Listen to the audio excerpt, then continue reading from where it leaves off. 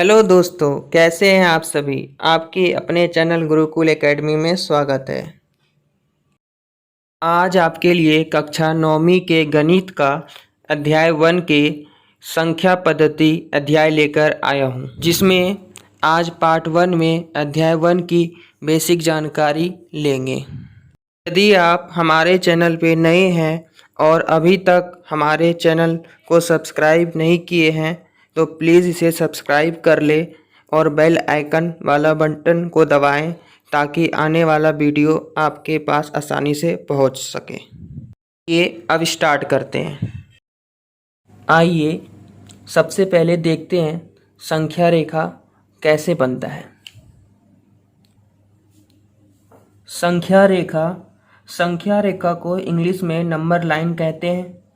संख्या रेखा को एक और नाम से जानते हैं, वास्तविक संख्या रेखा। संख्या रेखा को कुछ इस प्रकार हम दिखा सकते हैं। संख्या रेखा में दो भाग होते हैं, ऋणात्मक भाग, धनात्मक भाग। धनात्मक भाग हो गया 1, 2, 3, 4, 5 और ऋणात्मक भाग -1, -2, -3, -4, -5। संख्या रेखा में हम ये भी देख सकते हैं कि 1, 2, 3, 4, 5 इधर के जितने भाग हैं सभी नेचुरल नंबर होते हैं, और यदि इसमें से 0 मिला देंगे तो ये पूर्ण संख्या हो जाएगा। इस चीज को विस्तार से हम लोग आगे देखेंगे। यह सभी संख्या जो आपको दिख रहा है इसे हम पूर्णांक कहते हैं। यदि आपसे कोई पूछ ले कि -5 और 4 के बीच में कितनी संख्या है तो आप लोग बता दोगे -4, -3, -2, -1, 0, 1, 2, 3। इस प्रकार आप यहाँ पर देखकर समझ सकते हैं। इसके बाद हम देखेंगे प्राकृत संख्या क्या होता है। प्राकृत संख्या को इंग्लिश में नेचुरल नंबर भी कहते हैं। जिस संख्या का प्रयोग गिनती करने के लिए किया जाता है उसे प्राकृत संख्या कहते हैं। जैसे हम इसे उदाहरण से समझ सकते हैं 1, 2, 3, 4, 5। आइए कुछ प्राकृतिक संख्या का बेसिक नॉलेज ले लेते हैं। प्राकृतिक संख्या को n से निरूपित करते हैं। सबसे छोटी प्राकृत संख्या 1 होती है, ये रहा 1। और कभी कभी आपके पेपर में ये भी पूछ लिए जाते हैं सबसे बड़ी प्राकृत संख्या अनिश्चित होती है और शून्य प्राकृतिक संख्या नहीं होता है। ये सभी बात आपको ध्यान में रखना है। आइए अब पूर्ण संख्या देखते हैं क्या होता है। पूर्ण संख्या को इंग्लिश में होल नंबर भी कहते हैं। प्राकृत संख्या तथा शून्य के समूह को पूर्ण संख्या कहते हैं। अभी आपने थोड़ी देर पहले प्राकृत संख्या पढ़ा था। प्राकृत संख्या में यदि शून्य को मिला देते हैं तो पूर्ण संख्या बन जाता है। जैसे 0, 1, 2, 3, 4, 5। पूर्ण संख्या को W से भी निरूपित करते हैं और सबसे बड़ी पूर्ण संख्या अनिश्चित होती है, बता नहीं सकते हैं, और सबसे छोटी पूर्ण संख्या 0 होती है। ये आपके पेपर में कभी कभी आ जाता है। इसके बाद अब पूर्णांक देखते हैं क्या होता है। पूर्णांक को इंग्लिश में इंटीजर कहते हैं। पूर्ण संख्या तथा प्राकृतिक संख्या के ऋणात्मक अंक के समूह को पूर्णांक कहते हैं। पूर्णांक 3 प्रकार के होते हैं, ऋणात्मक पूर्णांक, शून्य पूर्णांक, धनात्मक पूर्णांक। तीनों के उदाहरण देख लेते हैं। ऋणात्मक पूर्णांक -1, -2, -3, -4। शून्य पूर्णांक 0 और धनात्मक पूर्णांक 1, 2, 3, 4, 5। आगे देखते हैं सम संख्या और विषम संख्या क्या होता है।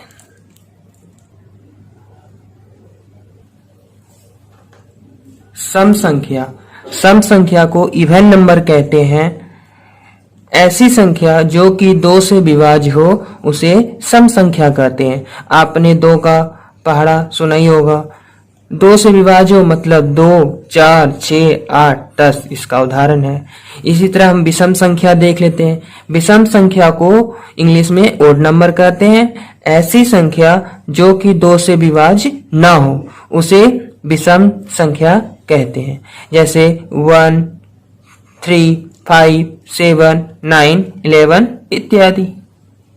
आइए अब आगे भाज्य और अभाज्य संख्या की जानकारी लेते हैं।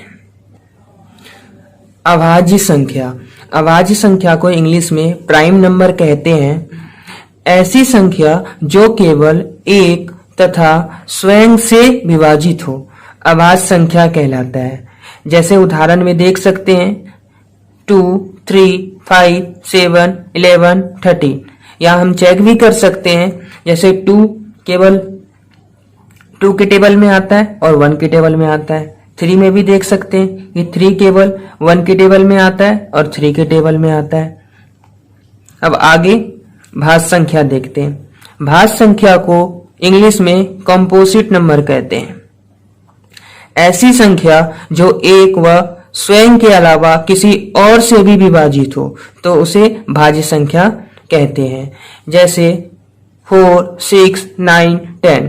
4 देखते हैं 1 के टेबल में भी आता है, 4 के टेबल में भी आता है और 2 के भी टेबल में आता है। इसी तरह 6 1 के टेबल में भी आता है, 2 के टेबल में भी आता है और 6 के टेबल में भी आता है। एक और छोटा सा परिभाषा रह गया है, सह अभाज्य संख्या क्या होता है। आइए वो भी देख लेते हैं। सह अभाज्य संख्या को इंग्लिश में को प्राइम नंबर कहते हैं। 2 या 2 से अधिक संख्या के बीच यदि एचसीएफ का मतलब हाईएस्ट कॉमन फैक्टर होता है, यदि एचसीएफ 1 हो तो उसे सह अभाज्य संख्या कहते हैं। उदाहरण 6, 7 का एचसीएफ 1 होता है, 12, 13 का एचसीएफ 1 होता है। इसके बाद हम लोग अब परिमेय संख्या और अपरिमेय संख्या की जानकारी लेंगे। आइए परिमेय संख्या देखते हैं क्या होता है। परिमेय संख्या को इंग्लिश में रैशनल नंबर कहते हैं। परिमेय संख्या वह संख्या होती है जिसे p/q के रूप में लिख सकते हैं तथा यहाँ पर q कभी भी 0 नहीं होगा और यहाँ पर a और b हमेशा पूर्णांक होगा। आइए इसे उदाहरण 2-3 देख लेते हैं। जैसे कि 7/5, 2/3, 0 एक परिमेय संख्या होता है। क्यों? क्योंकि 0 के नीचे 1 छुपा हुआ है, तो इसीलिए हम 0 को भी परिमेय संख्या बोल सकते हैं। इसी तरह 1 भी परिमेय संख्या हो सकता है, -2 भी परिमेय संख्या हो सकता है। क्यों? क्योंकि सभी के नीचे 1 छुपा हुआ है। आगे अब अपरिमेय संख्या देखते हैं। अपरिमेय संख्या को इंग्लिश में इरेशनल नंबर कहते हैं। अपरिमेय संख्या वह संख्या होती है जिसे p/q के रूप में नहीं लिख सकते हैं। उदाहरण, सबसे पहले पाई एक अपरिमेय संख्या है। क्यों? क्योंकि पाई का मान 22/7 होता है और 22/7 का मान 3.14 कुछ समथिंग आता है, इसीलिए पाई एक अपरिमेय संख्या है। इसी तरह √2 भी एक अपरिमेय संख्या है, √3 एक अपरिमेय संख्या है और √4 एक अपरिमेय संख्या नहीं है, क्योंकि जिस रूट का वर्गमूल निकल जाता है वह एक परिमेय संख्या होता है। इसी तरह एक अशांत अनावर्ती भी अपरिमेय संख्या होता है, जैसे कि 0.10, 100, 1000 0 बढ़ते जाएगा, ये भी एक अपरिमेय संख्या है। इसके बाद वास्तविक संख्या देखते हैं। वास्तविक संख्या को इंग्लिश में रियल नंबर्स कहते हैं। परिमेय संख्या तथा अपरिमेय संख्या के समूह को वास्तविक संख्या कहते हैं। याद रखिएगा बच्चे, वास्तविक संख्या हमेशा परिमेय और अपरिमेय संख्या से मिलकर बना है। आइए इसके कुछ उदाहरण देख लेते हैं। जैसे कि परिमेय संख्या का कुछ उदाहरण 2, 0। इसी तरह अपरिमेय संख्या का कुछ उदाहरण पाई, √3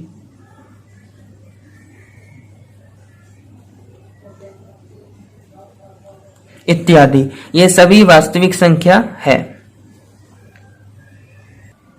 आगे अब परिमेय संख्या तथा अपरिमेय संख्या के कुछ गुणधर्म देख लेते हैं। यदि परिमेय संख्या तथा अपरिमेय संख्या को जमा किया जाए तो हमेशा अपरिमेय संख्या होता है। जैसे उदाहरण में देख लेते हैं, एक परिमेय संख्या 3, इसमें जमा कर देते हैं अपरिमेय संख्या। तो याद रखिएगा बच्चे, हमेशा अपरिमेय संख्या होगा। यदि परिमेय संख्या तथा अपरिमेय संख्या को घटा दिया जाए तो हमेशा अपरिमेय संख्या होता है। इसे भी उदाहरण से समझ लेते हैं। परिमेय संख्या 5 ले लेते हैं, इसमें से एक अपरिमेय संख्या को घटा देते हैं तो ये भी अपरिमेय संख्या होगा। आगे, यदि परिमेय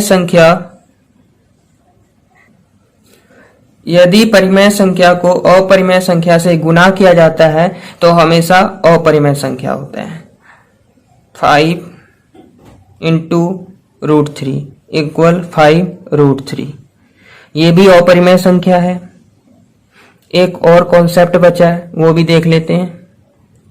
यदि परिमेय संख्या को अपरिमेय संख्या से भाग दिया जाता है तो हमेशा अपरिमेय संख्या होता है। जैसे कि 3 को √2 से डिवाइड करेंगे तो ये भी अपरिमेय संख्या होता है। तो बच्चे, इससे हमें ये सीख मिलती है कि यदि हम जमा, घटा, गुना, भाग कुछ भी करें तो हमेशा सभी अपरिमेय संख्या होगा। आज का क्लास यहीं पर समाप्त होता है। धन्यवाद।